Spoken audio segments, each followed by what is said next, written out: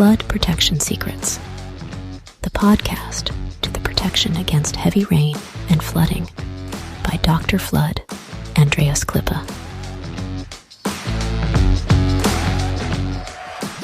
So the big challenge is, how can house owners like you and me get a flood-free home? How can business managers like you and me get a flood-free company? And how can public servants provide flood-free critical infrastructure and livable cities?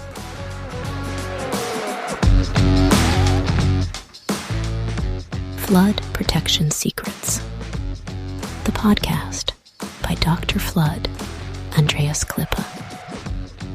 This podcast is for foresighted and proactive people who do not want to shovel the muddy water out of their room while standing in the midst of the disaster.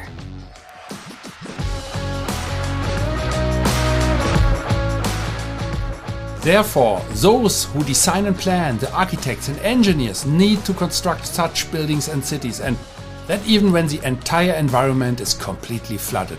That is a challenge, and this podcast will give the answers. Flood Protection Secrets, the podcast by Dr. Flood, Andreas Klippe. Hello and welcome again. Today we will answer to a very important question: what to consider for my flood protection project.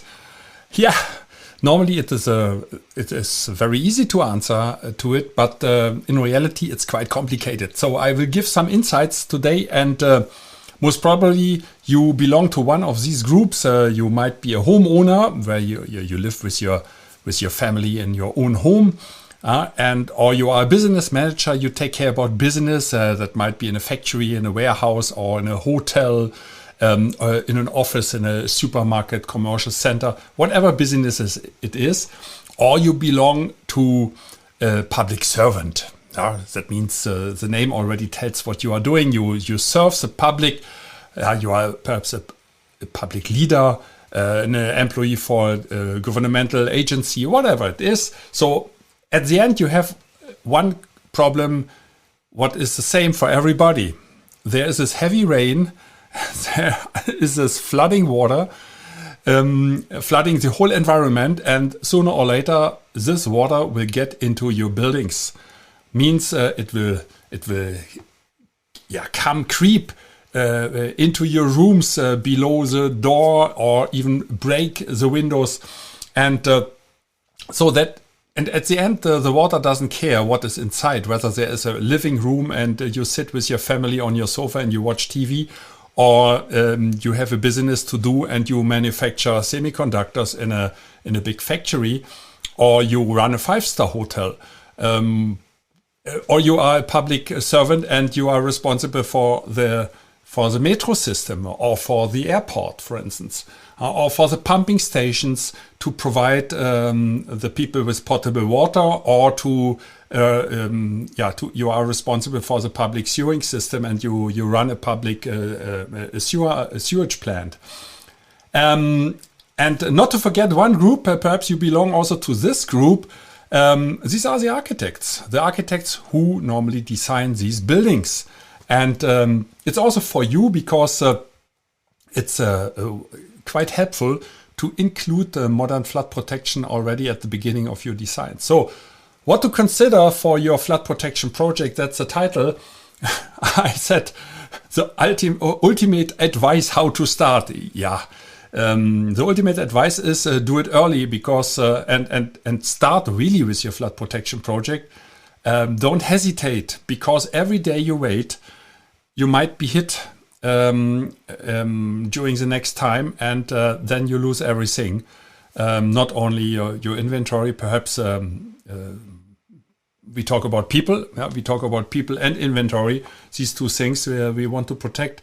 And the longer you wait, the longer it takes until flood protection, modern flood protection systems, flood protection barriers, backfill walls, a modernized, revised drainage system are installed. Consider that very often we get inquiries and the people say, hey, we need a quotation, we have 25 entrances and we need it tomorrow. So to be honest, my dear friends, that is almost impossible. We can give you a ballpark figure, so that means we can tell you, okay, the range is 100,000 euro, 200,000, or for a private house it's 10,000 to 25,000, something like that. But does it really help you? I don't think so, because nobody will take a decision based on these numbers. That is only to fill the paper with some ink. That doesn't help you. That doesn't solve your problem. Because what you want is you want the flood protection. So I always say, please start with a consultation first and do it from the step. You don't clean the stairs from below. You always clean it from the top. It's always how you do it. There is a rule why you do that. There is a reason why you do that. That is why you start cleaning the stairs from the top of the stairs and not from the bottom. And the same with the flood protection. That means everything starts with a design. That is why you ask an architect to design your house first before you start constructing it. Before you talk to a contractor, you talk to the architect. That is the same for a subway. That is the same for an airport building. That is the same for a 5-star hotel. That is the same for a private house. And flood protection is the same. Flood protection is not, I purchase some metallic sheets and put it in between my door entrances, my garage entrances, not to forget the windows, what people very often forget. And I tell you, I want to share one small story. So just recently we have seen heavy flooding in the south and middle of Germany. And what happened? There was a news in the radio, and I heard that for the first time.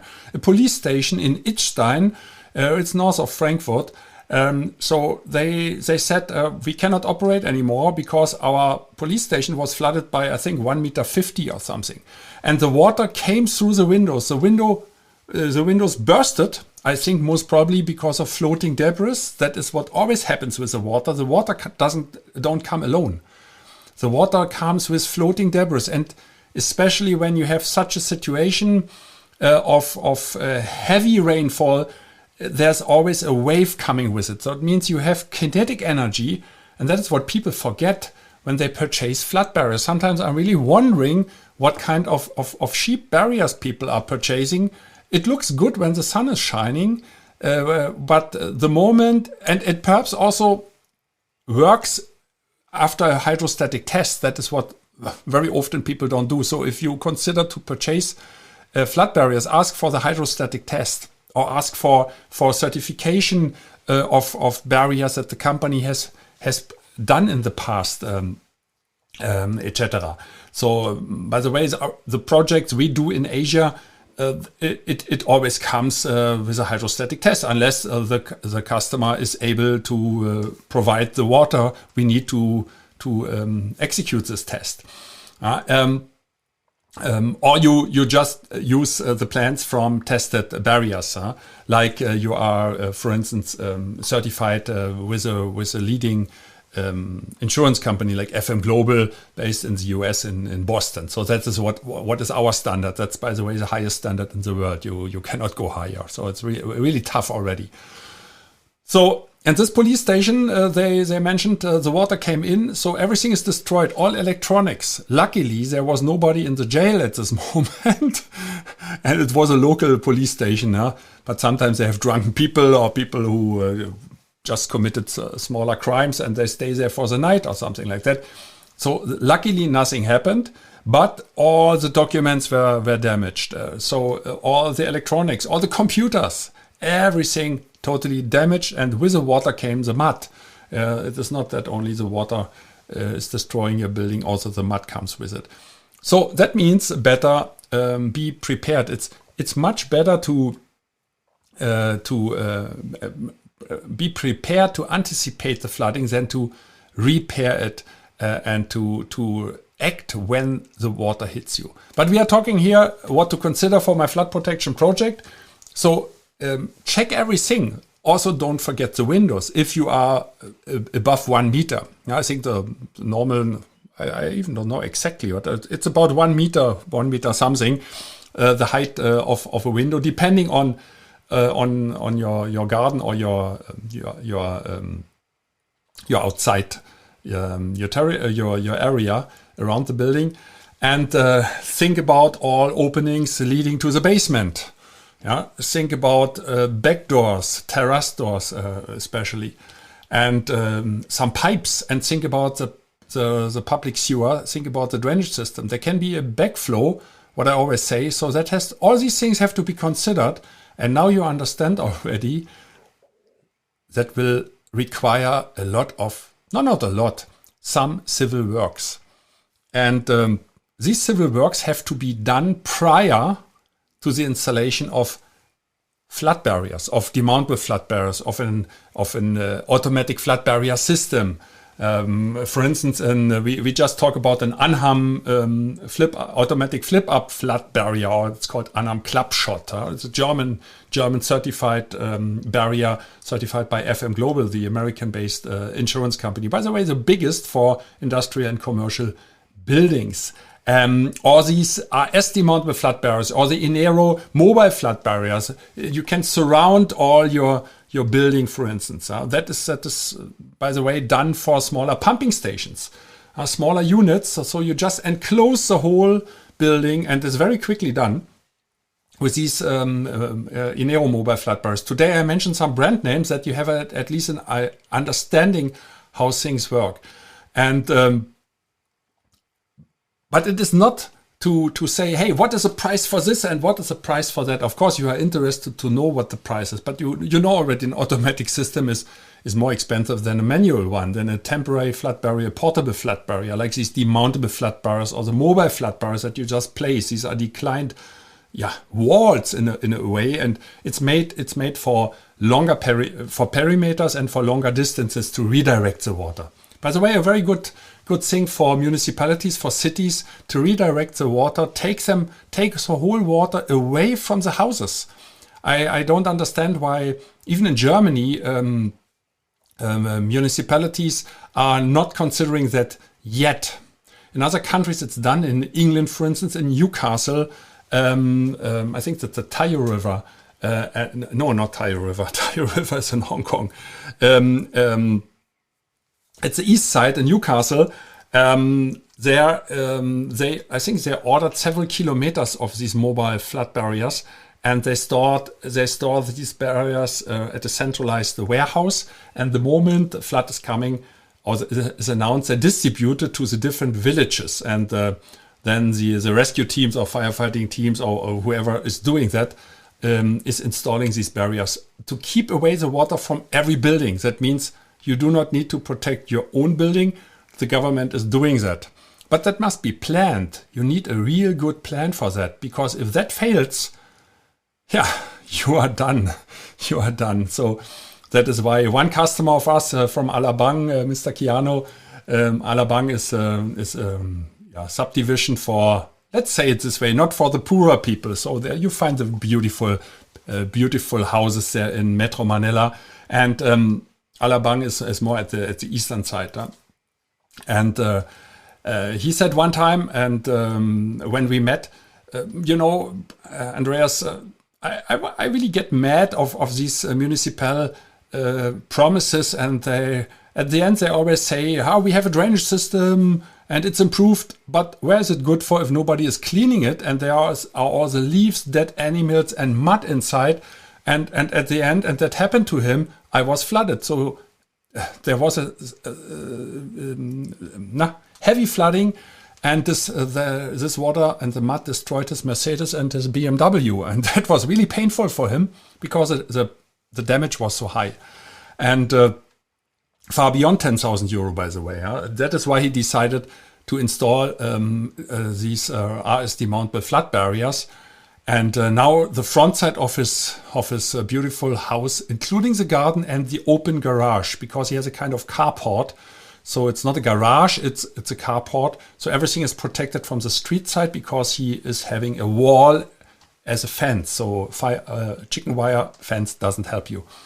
So these were some examples, and everything always starts with You sit together with the supplier of your trust, and then you decide what to do, but then please include the investment for the engineering and for the designs. It's not helpful just to ask for a price. That is what I mentioned just a moment ago. And then you still don't know what to do with it, because you have no idea about the additional costs. You don't.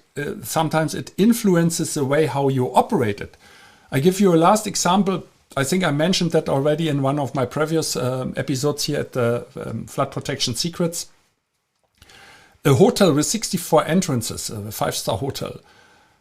And if they only go for the cheapest price, they go for demountable flood barriers. Okay, let's assume the protection height is 1.20 meter. So, okay. By the way, it can be protected up to 4.50 meter, just to tell you. If you live in an area and the water is expected to be higher than 4.50, then please, I don't have a solution for you. Leave this place or move to the rooftop. Sorry for that. But up to 4.50 meter, it's incredible. My height is 192, and that is twice my height. That's incredible high.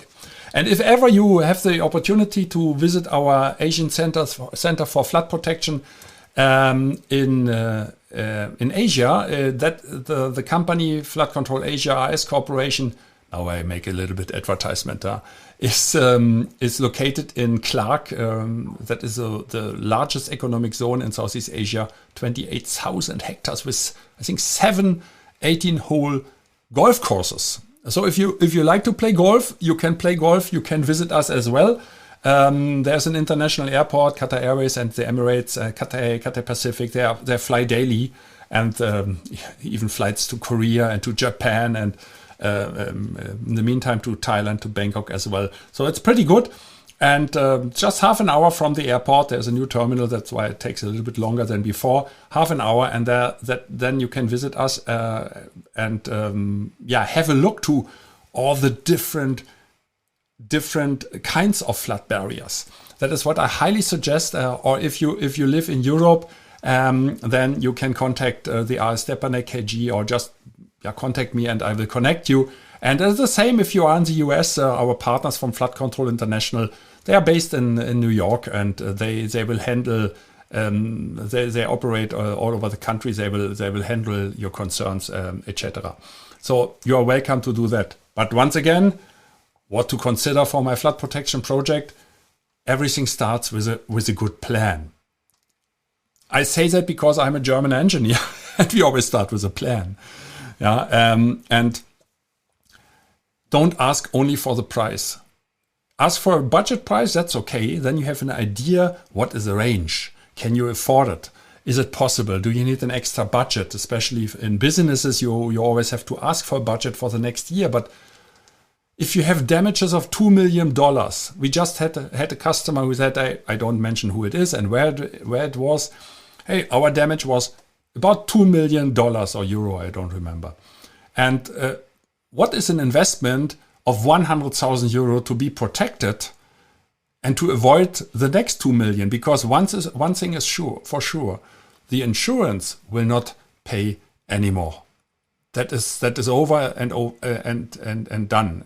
So that means you are on your own. And with this development, and it's not a climate change, it's a climate eruption that is shaking the whole world, and we can expect more frequent heavy rainfall and more frequent flooding. So it's better to start now to protect yourself, and then include the overall costs, not only the cost per square meter. That doesn't tell you anything, because it is like the tip of the iceberg. You only see the tip of the iceberg, but you don't see what is below the water level. And that can be twice the costs of what you see above the waterline. And so I highly consider and consult and recommend to include all these additional side effects, including the civil works, including accessories, and also the way how you operate the barriers. Means, do you need manpower? Do you need electricity? How many manpower you need? How many people do you need?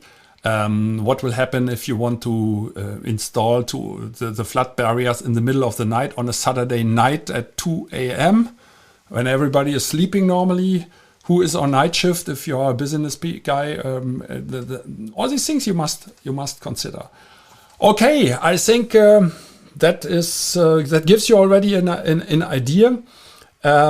That's it for today. If you have liked this episode, subscribe to the podcast Flood Protection Secrets, and if you haven't already, or contact the flood experts at their Asian headquarters in the Philippines, or contact me directly. Just Google Andreas Klippe.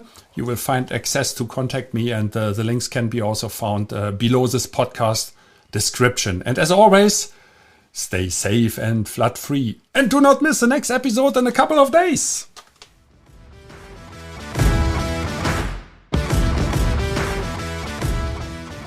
I wish and hope for you that you make the right decisions when it comes to your personal flood protection. And if you enjoyed this episode, please subscribe to this podcast channel if you haven't already.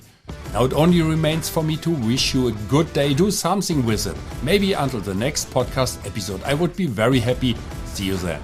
As always, stay safe and flood free. Your Andreas Klippe and the whole Flood Experts team.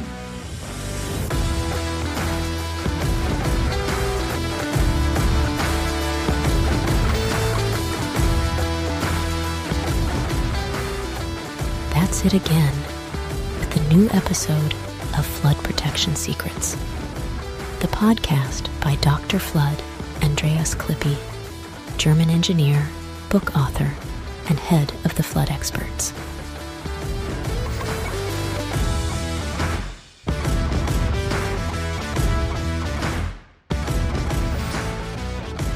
What can Dr. Flood Andreas Klippe protect for you? Anytime? Worldwide? Contact us or just click through to www.floodexperts.de/bonus. Detailed engineering. German quality. Safe. Flood protection secrets. The secrets you'll want to unfold. Don't forget, you're only one flood barrier away. Subscribe to the season, and you'll never be late for an episode.